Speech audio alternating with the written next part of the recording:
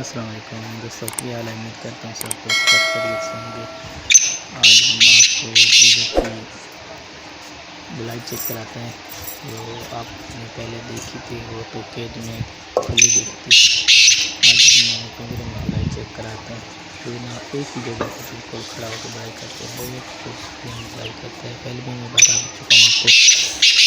मुँह को बेड़ मुँह इधर उधर घूमना फिरना, ऐसे लग रहा है इसको किसी ने बांध के रखा हुआ है। आप पूरी वीडियो वॉच करना, बिल्कुल एक पैर भी इधर उधर नहीं करेगा, एक ही जगह पे खड़ा होकर बुलाई करेगा। बहुत सुकून से बुलाई करते हैं माशाल्लाह।